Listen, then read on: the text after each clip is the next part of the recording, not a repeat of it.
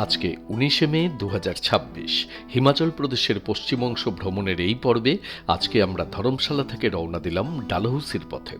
ডালহৌসি দেখে নিয়ে সেখান থেকে আমরা যাব খাজিয়ার। সিমলা থেকে যাত্রা শুরু করে আমাদের এবারের ভ্রমণে সিমলা থেকে আমরা প্রথমে গিয়েছি কাসল, কাসল থেকে মানালি, মানালি থেকে বারড ভ্যালি হয়ে বীরবিলিং এবং বীরবিলিং থেকে আমরা পৌঁছেছি ধরমশালা। আর এখন আমরা রওনা দিচ্ছি ডালহৌসির পথে।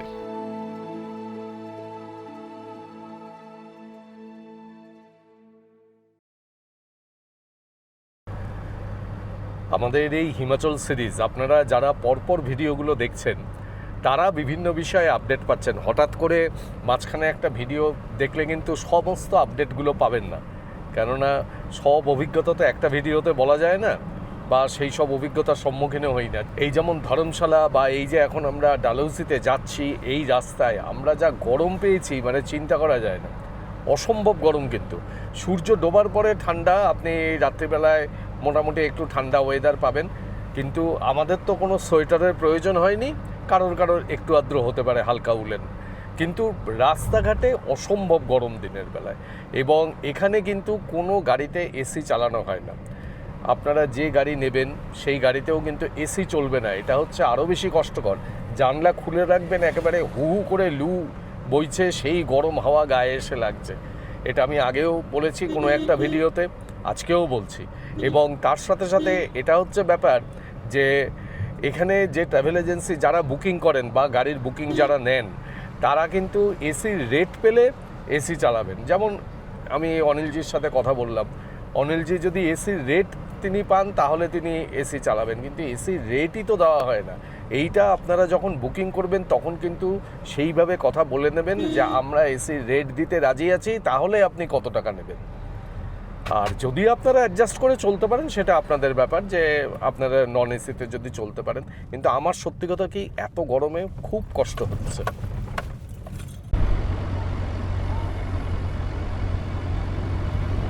কি অপূর্ব সুন্দর সূর্যাস্ত হচ্ছে দেখুন। আর এই দূরে ওইখানে আমরা একটা লেক দেখতে পাচ্ছি, ওটা হচ্ছে চামেরি লেক।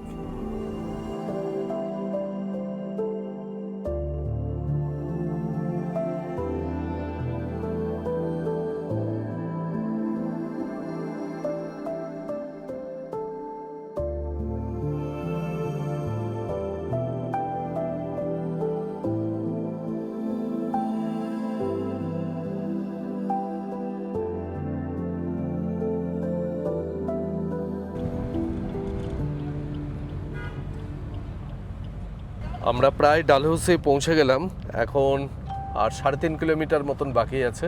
আমরা একটু আগে যে জনপথটা পার করে এলাম তার নাম বানিক্ষেত। এখানে দাদা कहाँ को जाना है? চলিয়ে ইসি রাস্তা সে যাবে। सीधा आगे? আমরা ডালহৌসি এসে পৌঁছালাম। ডালহৌসিতে এই যে হোটেলটিতে আমরা থাকবো, এই হোটেলটির নাম কি নাম? Nomad hotel Nomad Luxe Vista. চলুন আপনাদের গিয়ে হোটেলের ভেতরটি দেখাচ্ছি।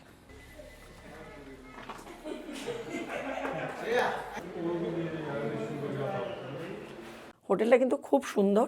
প্রথমে এসেই আমার ভালো লেগে গেছে, তার কারণ হচ্ছে হোটেলটা নতুন, আর দ্বিতীয়ত হচ্ছে প্রচণ্ড পরিষ্কার পরিচ্ছন্ন। আপনারা দেখতেই পাচ্ছেন, খুব ভালো সুন্দর সাজানো। ঘরে যা যা অ্যামিনিটিস দরকার সব আছে। সবচেয়ে এটার যেটা স্পেশাল সেইটা হচ্ছে, এটা হচ্ছে একটা ভিউ রুম। এই পাশে একটা বড় কাচের জানলা রয়েছে, এই যে দেখাই, এই যে এখনও হয়তো বোঝা যাবে না, সকালবেলা খুব সুন্দর লাগবে। আর এই দিকে আছে আমার প্রিয় ব্যালকনি, চলুন আপনাদের দেখাই। এই যে আসুন, কি সুন্দর দেখুন, রাত্রিবেলায় ডালহৌসি পাহাড়ের উপর জ্বলজ্বল করছে আলোগুলো। আর এই ব্যালকনিটা এত সুন্দর, সামনে এরকম পাহাড়ের দৃশ্য, আর তার সঙ্গে হচ্ছে এখানে দুটো চেয়ার আছে, টেবিল আছে, এখানে বসে চা খেতে পারেন, ব্রেকফাস্টও সকালবেলা খেতে পারেন, কিংবা ডিনার খেতে পারেন। আমার খুব পছন্দ হয়েছে হোটেলটা। এবার বাথরুমটা দেখাই। বাথরুমটা বিশাল বড়।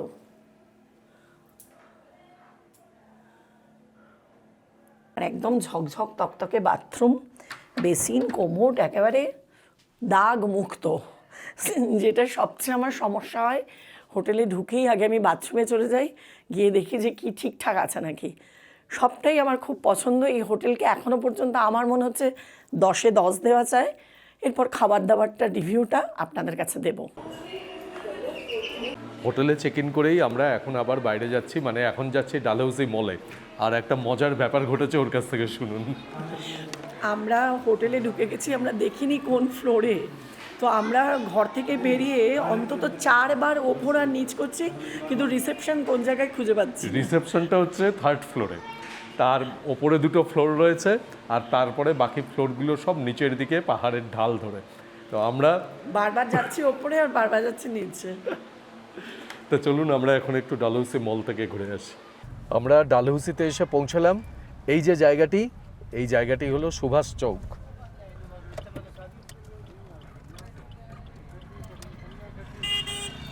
এই সুভাষ চকের একদিকে নেতাজি সুভাষচন্দ্রের মূর্তিও রয়েছে, সেটা আমরা কালকে দিনের বেলায় দেখব।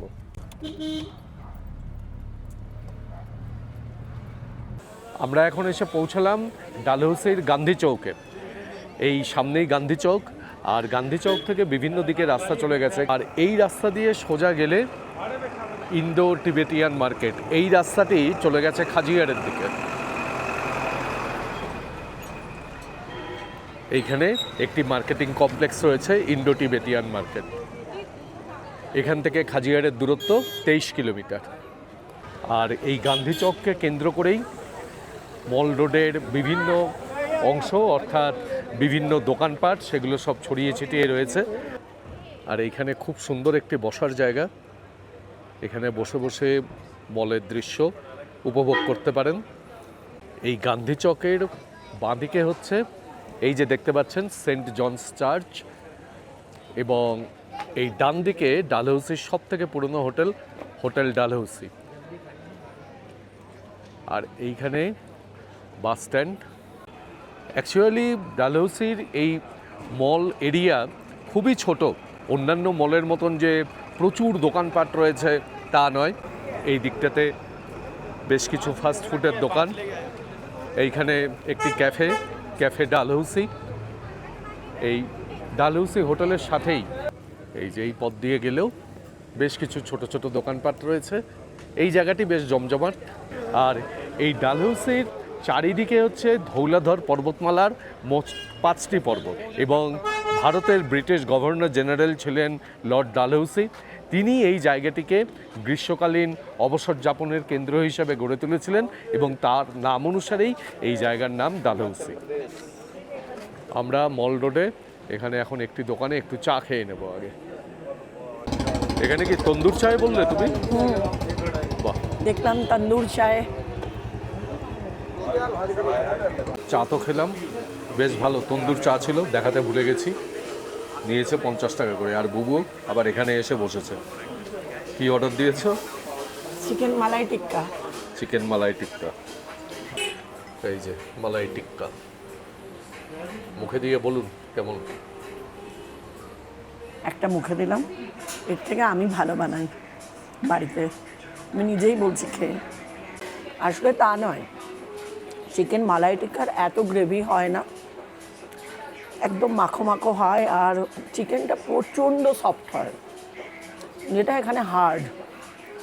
আর পিসগুলো শেপটা ঠিক হয়নি। আমাদের আর ডিনারের দুঃখ রইল না। হোটেলে গিয়ে আমরা ডিনার করব, কিন্তু আমরা যে হোটেলে রয়েছি সেখানে খাওয়া দাওয়া হচ্ছে পিওর ভেজ। সের জন্য কিছু ব্যাপার না, কিন্তু এখানে আমরা আর ওই Non-veg? ডাল আর মিক্স ভেজ আর নাই চিকেন নাই পনির আর সহ্য হচ্ছে না। সামান্য কিছু সময়ের জন্য ঘোরা হলো ডালহৌসি মল। রাত্রিবেলায় তার পরিবেশ আমরা দেখলাম, আপনাদেরও দেখালাম। এবার হোটেলে যাব, ডিনার করব, ডিনারটি দেখাবো, তারপরে আমরা পত্রপাঠ শুয়ে পড়ব। কেননা কালকে আমরা এখান থেকে যাব খাজিয়ার। बस यही है, बहुत जी में नहीं जाना, खजियार है यहाँ पे बस जाओ। এখন আমি এলাম ডিনার করতে। আমি এলাম মানে বুবু আজকে ডিনার স্কিপ করেছে। ওই মল রোডে গিয়ে ওই সব খেয়েছে, টিক্কা খেয়ে বললো আমি আর খাবো না। তো যাই হোক, কী কী আছে ডিনারে দেখাই। এখানে বুফে সিস্টেমে ডিনারে আপনাদের দেখাই যে কী কী আছে। এই যে এখানে ভাত, এইদিকে ডাল, এইখানে পনির, এইদিকে রয়েছে আলু জিরা। আচ্ছা, এই যে ये हटाओ थोड़ा दिखा देते हैं।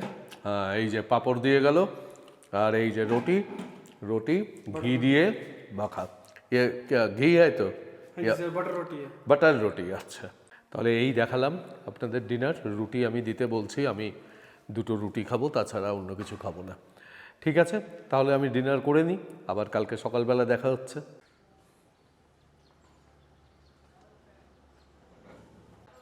আজকে 20শে মে 2026। আমি এখন এই যে ব্যালকনিতে দাঁড়িয়ে রয়েছি, এটি হলো এইখানে হোটেলের ডাইনিং আর তার সামনের ব্যালকনি। এই হোটেলের প্রায় প্রত্যেকটা জায়গা থেকেই এই রকম সুন্দর ভিউ পাওয়া যায়। হোটেলটি সত্যিই ভালো, কিন্তু ডালহৌসির মেইন টাউনশিপ থেকে প্রায় 10 কিলোমিটার দূরত্বে।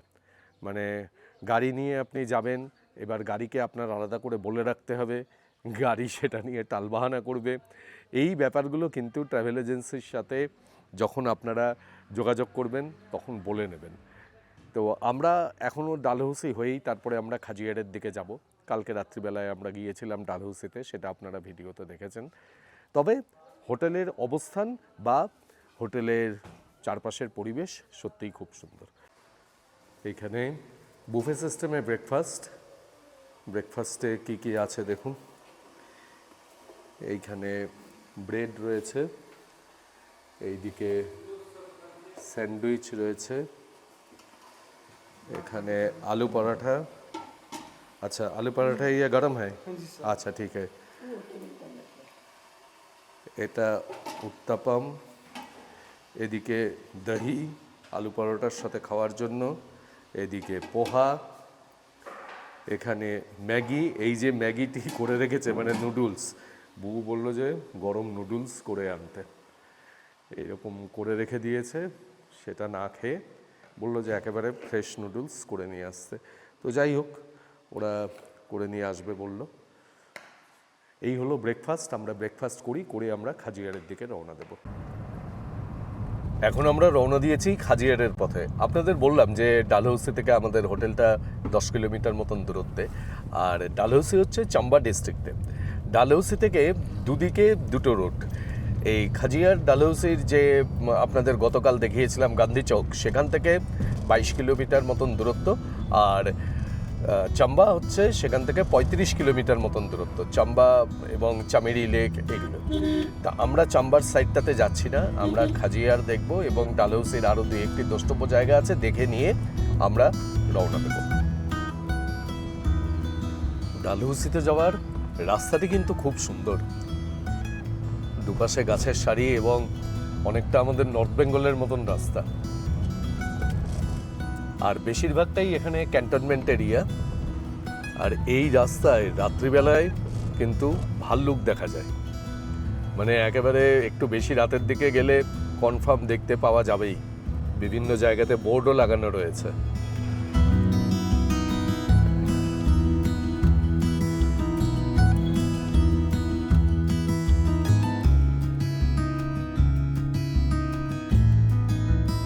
লর্ড ডালহৌসির নামে নামাঙ্কিত শহর ডালহৌসি এবং প্রাকৃতিক সৌন্দর্যের জন্য বিখ্যাত, সেটা তো আপনারা অনেকেই জানেন। তবে ডালহৌসি কিন্তু একটি গ্যারিসন শহর হিসেবেও চিহ্নিত।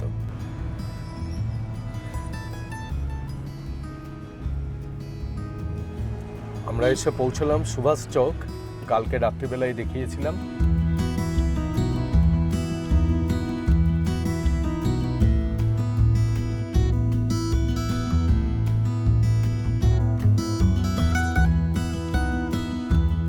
আমরা পৌঁছে গেলাম গান্ধী চৌক। এই গান্ধী চৌক থেকে আমরা এখন যাব খাজিয়ার। এই যে এরিয়াটি দেখছেন, যে পথ দিয়ে আমরা যাচ্ছি, আর দুপাশে এত সুন্দর করে ফুলের গাছ দিয়ে সাজানো, এই জায়গাটি ডিপিএস পাবলিক স্কুল ডালহৌসি এত সুন্দর করে জায়গাটিকে সাজিয়ে রেখেছে। আর এইখানে এই যে উল্টো দিকে দূরে দেখছেন স্কুলটি, এটি হচ্ছে ডিপিএস পাবলিক স্কুল। এই পুরো এরিয়াটি স্কুলের বিভিন্ন কোয়ার্টার, হোস্টেল ইত্যাদি বিভিন্ন অংশ রয়েছে। খুব সুন্দর পরিষ্কার পরিচ্ছন্ন জায়গা, ডালহৌসি পাবলিক স্কুল। डलहौजी है। হ্যাঁ, এই ডিপিএস মানে কিন্তু দিল্লি পাবলিক স্কুল নয়, এটা হচ্ছে ডালহৌসি পাবলিক স্কুল।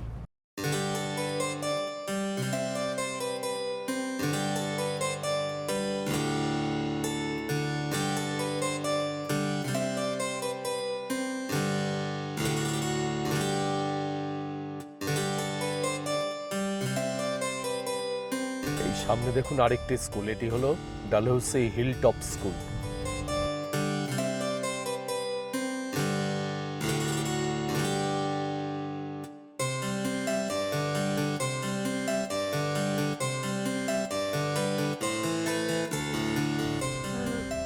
এই ডালহৌসি থেকে খাজিয়ার যাওয়ার পথে আরও দুটি জায়গায় আপনারা যেতে পারেন।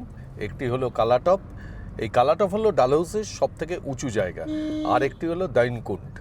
এই কালাটপ আর দৈনকুণ্ড এই দুটি জায়গায় যেতে গেলে যেখান থেকে যেতে হয় সেখান থেকে কিন্তু আপনার এই গাড়ি আর যাবে না, সেখানে সিন্ডিকেটের গাড়ি রয়েছে, সেই গাড়ি নিয়ে আপনাকে যেতে হবে। আমরা সেই জায়গাটা আপনাদের দেখাচ্ছি, আমরা যাচ্ছি না কিন্তু জায়গাটা আপনাদের দেখিয়ে রাখছি যে কোথা থেকে গাড়ি নিতে হয়। এই যে দেখুন, এই সামনের এই জায়গা থেকে এই দিকে এই যে রাস্তাটি চলে গেল, এইটি গেল কালাটপের দিকে, এবং এইখান থেকে আপনাদের এই কালাটপে যাওয়ার জন্য গাড়ি নিতে হবে। এখানে দেখুন যারা গেছেন তারা নিজস্ব গাড়ি এখানে রেখেছেন, রেখে এখান থেকে সিন্ডিকেটের গাড়ি নিয়ে গেছেন। এই যে জায়গাটি আপনাদের দেখালাম, এখান থেকে দৈনকুণ্ডের দূরত্ব হচ্ছে 5 কিলোমিটার আর কালাটপের দূরত্ব 3 কিলোমিটার।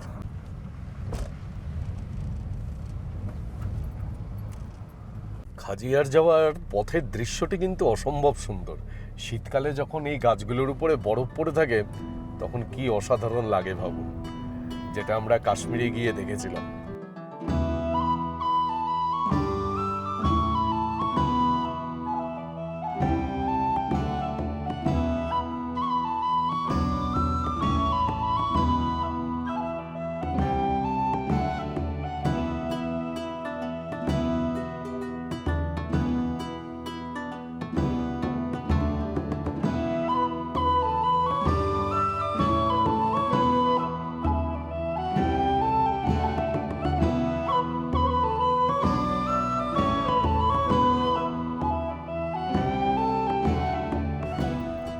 আমরা পৌঁছে গেলাম খাজিয়ার।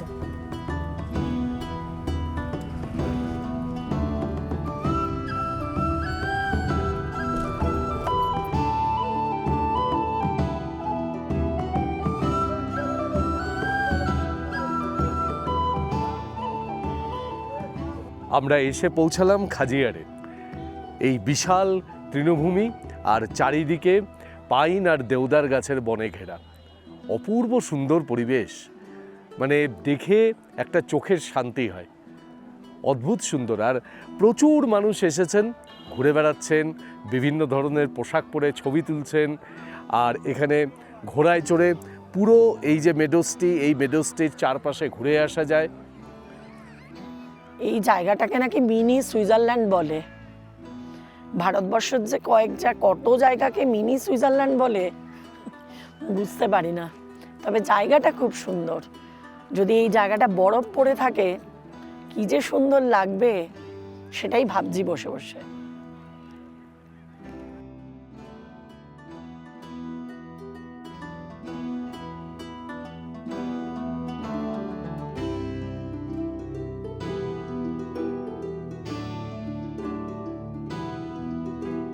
এত রোদ ঝলমলে ওয়েদার, আর দেখুন কত মানুষ এই সবুজ প্রান্তরে ঘুরে বেড়াচ্ছে। আমিও ঘুরে বেড়াচ্ছিলাম এতক্ষণ ধরে। এই সবুজের মধ্যে ঘুরে বেড়াতে এত ভালো লাগছিল, চারিদিকে সবুজ দিয়ে ঘেরা, খুব সুন্দর লাগবে। আর হালকা হাওয়া দিচ্ছে। গরমটা এখানে খুবই কম, খুব সুন্দর। যেইটুকুনি সময় ছিলাম খুব ভালো লাগলো। খাজিয়ারে একটি প্রাচীন শিব মন্দির রয়েছে এবং সেই মন্দিরের সামনে একটি বিশাল শিব মূর্তি রয়েছে, আর এই দিকে শিব মন্দির। এইখানেও প্যারাগ্লাইডিং হয়। এইখানে প্যারাগ্লাইডিংয়ের ল্যান্ডিং পয়েন্টটাই দেখুন নিচে নামছে। এই মন্দিরটিতে 3টি চূড়া রয়েছে, এই যে এখানে 2টি আর এই 2টির পেছনে আরেকটি চূড়া দেখা যাচ্ছে। মন্দিরের ভেতরে ছবি তোলা নিষেধ, বাইরে থেকেই আপনাদের মন্দির এবং শিবমূর্তি দেখালাম। এখন আবার উপরে উঠে যাচ্ছি।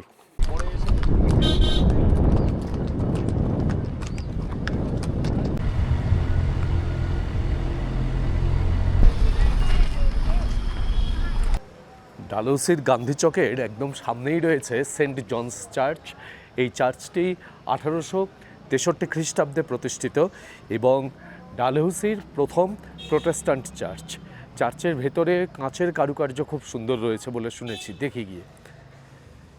এই যে এই হলো সেন্ট জনস চার্চ।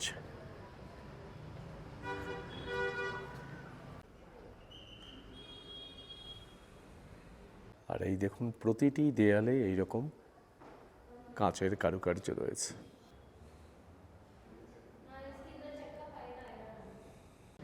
ছোট্ট প্রাচীন একটি চার্চ, 1863 সালে প্রতিষ্ঠিত বললাম, এবং এই চার্চটি দেখে নিয়ে এখন আমরা যাব একটি বিশেষ জায়গায়। ডালহৌসিতে 1835 সালে এসেছিলেন নেতাজি সুভাষচন্দ্র বসু। তিনি এখানে এসে যে বাড়িটিতে ছিলেন সেই বাড়িটিতে আমরা যাব। এই গান্ধী চৌক থেকে এই যে সামনে রাস্তাটি নেমে গেছে, এই রাস্তা ধরে গিয়েই ওনার বাড়ি।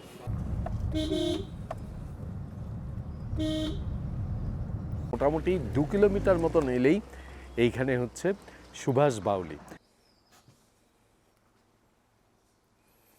এখানে নেতাজির একটি আবক্ষ মূর্তি রয়েছে। এই সিঁড়ির পথ দিয়ে উঠে যেতে হবে। এইখানে নেতাজি সুভাষচন্দ্র বসুর দিল্লি চলোর প্রতিকৃতি করা রয়েছে। 1935 সালে নেতাজি সুভাষচন্দ্র বসু তিনি স্বাস্থ্য উদ্ধারের জন্য ডালহৌসিতে এসেছিলেন এবং এখানকার মনোরম পরিবেশে তিনি সুস্থতা লাভ করেন। এবং এখানে এই যে জায়গাটি, এখানে সুভাষচন্দ্র বসু রোজ এসে বিশ্রাম করতেন এবং এখানকার প্রকৃতির শোভা উপভোগ করতেন। এই জায়গাটি সুভাষ বাউলি নামে পরিচিত। ডালহৌসি দেখে নিয়ে এবার আমরা রওনা দেব অমৃতসরের পথে।